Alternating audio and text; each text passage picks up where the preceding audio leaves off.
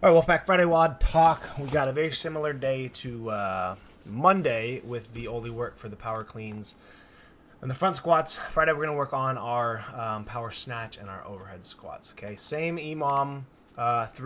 First 3 minutes we're going to be spent in the high hang for 3 power snatches. The next 3 is from like mid hang or down to the knees, and then the final 4 is just one single. Again, always like we always preach with the hang stuff. The goal of the hang stuff is to get the hips working, get comfortable, really overextending everything because we don't have the power from the floor, and then obviously having to be really, really fast underneath the barbell with our pull under. So the goal of the high hangs, keep it light, make sure we're explosive, make sure we're pulling under the bar, catching in our good quarter squat, and we're starting to work a little bit more depth on the power snatch than we normally would, right? If it was like a light Metcon and we're just kind of ripping it overhead. So take it as an opportunity to start priming the power position, catching nice and low, getting in a good position so that when as we go into the hang power snatch and the power snatch, it becomes, again, more natural, right? In the second nature, that's where your body wants to catch in. So similar RPEs, 6 out of 10 on the first 3, 7-ish out of 10 on the second, and then you can build a little bit on the singles. But just make sure whatever we are doing in the high hang that we are replicating our hip action and our pull on the hang, so nothing should change other than the barbell going a little bit lower. And then the full power snatch, right? We're trying to put those two pieces together because the only difference is you're just deadlifting the barbell from knees to the hips, ground to the knees, and then from knees to the hips and through the snatch should be the exact same. Okay. Overhead squats. These are the same tempo as the front squats, so 3 seconds down, 1 pause in the bottom, and then we stand up. So this is from the rack, so you'll walk out with it on your back. Can push press it, push jerk it, split jerk it, whatever you need to do, but it should be light enough weights today where you can probably just push press it off your back.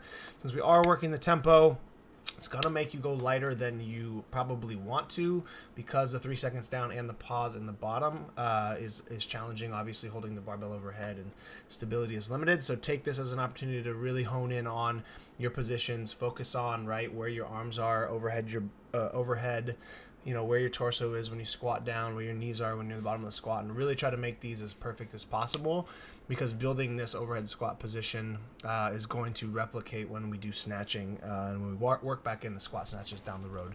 And so if we've built a good base, gotten really comfortable with this bottom position, right, when we start catching in our Olympic weightlifting down the road, everybody's snatch is going to improve just purely from better positioning. So it's never strength that really limits the overhead squat or the snatch. It's the position of the squat that's the most challenging to get in. So go lighter, make them perfect. 3 sets of 3, and then add a little bit of weight. 3 sets of 2, add a little bit of weight just for a single. So this is really one of the better ways to improve your snatch catch position, and we'll progress this over the week. So have some fun with it and make sure it's perfect.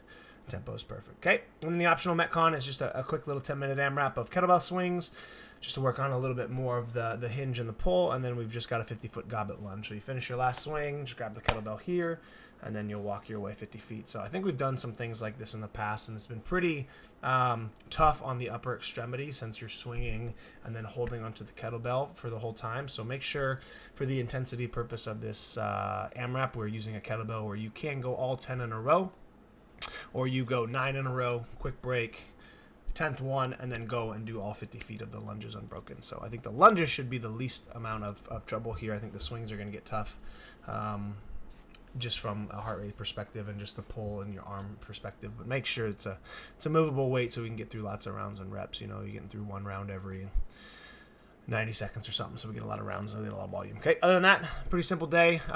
Take it as an opportunity to get better, work on perfect technique. That way, as we progress these down the road, everybody gets better. Have a great Friday, and we will see you in the gym. Later.